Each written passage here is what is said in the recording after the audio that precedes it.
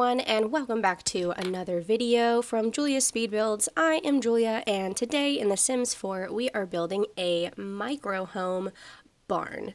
So this is a micro home according to the Tiny Living Stuff Pack. It is 30 of 32 tiles, and we are dressing it up in the style of a little barn house in the middle of the woods. I myself grew up on a farm. We didn't have any animals. We just grew like sod, which is grass. Look it up if you want to know more. But I really like the farm aesthetic and just kind of like more countryer vibes. And so I saw a picture on Pinterest of a tiny little barn loft that was supposed to be like a shed. But I was like, you know what would be really cute if someone could live in here? Maybe it's like a little college hangout.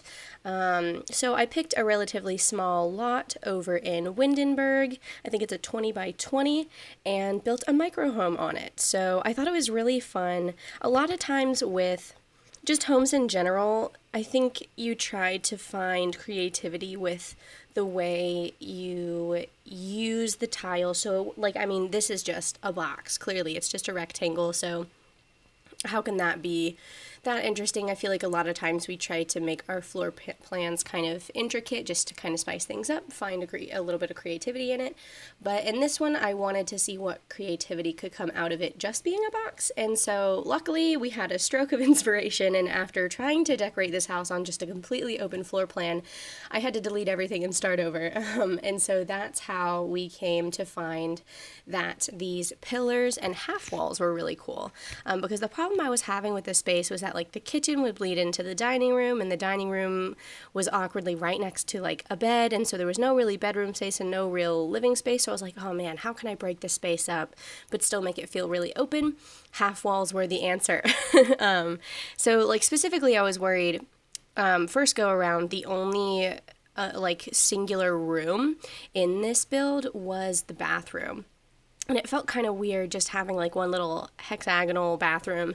It was the same shape that I used in the college housing build I did. But it was kind of awkward, and like everything else needed some separation too. So I really liked using these pillars, and I think that's kind of true to what you might find in a barn. A lot of barns are lofted and have a second floor, but that second floor is really only comprised of these, what are they called? When you see like vaulted roofs and there's the top of the pillars, basically. Is it what, trimming? I'm not entirely sure. The beams? I guess they're beams.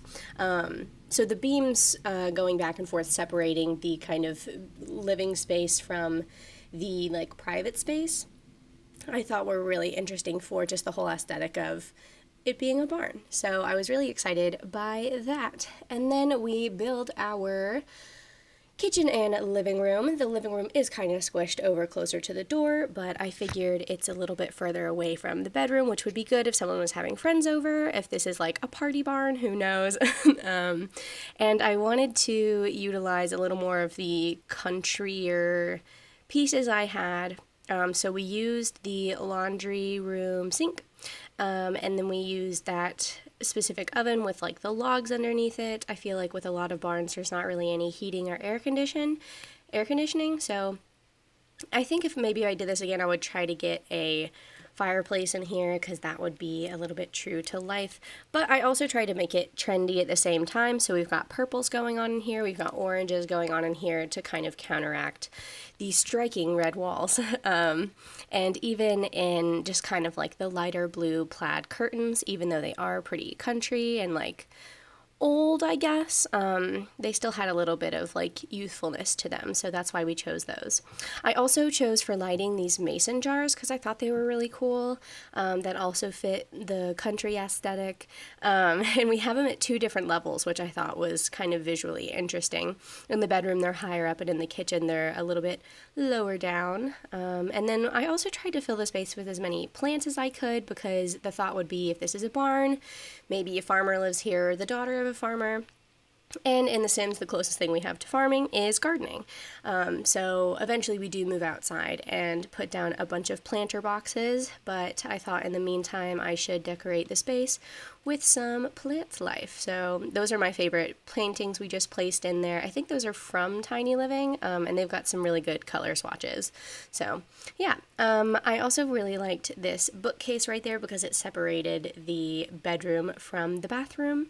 And then just trying to find trinkets, I guess, that felt authentic for this space was something I was really trying to go for too. Like even in the rugs, just being a little more cable knit, a little more handmade.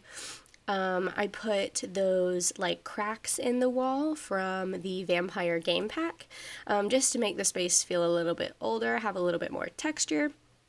And then just kind of trying to liven it up a bit. Yeah, especially with lighting and everything too. If I just put like saucer lights at the top of everything, that would have felt kind of disingenuous, I guess, to the space. So I think easy ways to make your space more visually interesting. Pick colors that don't necessarily match, but that go together, and really think about your lighting and how the like specific lamps that you put down can affect your space. So now we've moved outside, and I'm just trying to frame the house a little bit with some random plants. In the same way that I think gardening on a farm should be more uniform, I don't think that necessarily like a farmer's personal garden has to be uniform. I know that that is true in my life. My grandma has always gardened, even though there's like fields and stuff. Like her backyard is a field. So, but her gardens were always much more personal, much less cultivated, but much more vibrant and rich, I guess, I would say, than your typical garden. I feel like with a lot of like maybe backyard gardens or like planter box gardens, those are really like trimmed to perfection and everything, like not even like bonsai tree level of trimmed and everything, but there's just like order to it, like a Pinterest quality of organization and showmanship, I guess. But I feel like with the farmers I've grown up knowing, it's more just like, is your plant growing and is it thriving? And so that's what I was trying to go for the outside of this little barn. I also found, I don't know what it's called, I get like a hood, an awning that matched the roof style. And so I put that over the door just to give the front of this house a little more visual intrigue, especially because we don't have a porch on it. And I did have 2 more tiles, so if you do want to still keep it a micro home and add a front porch to this building, you can, as long as it's just 2 tiles. But yeah, we put down these planter boxes, and then we're putting down some bees. The bees, I believe, fertilize in-game. We put down a little table, a picnic table, so that your Sims can eat there if they want to get out of their tiny little house. And then I think what is my favorite part of this build is the gravel road that I ended up building. Or not building, but painting down with the terrain paint, because I think it looks really interesting. I put it all the way on the more fuzzier setting, and it looks pretty authentic, and I was very proud of it. But yeah, I hope you like this build and play with this build in the gallery. You can find me as Julia Builds, and I'll see y'all next time.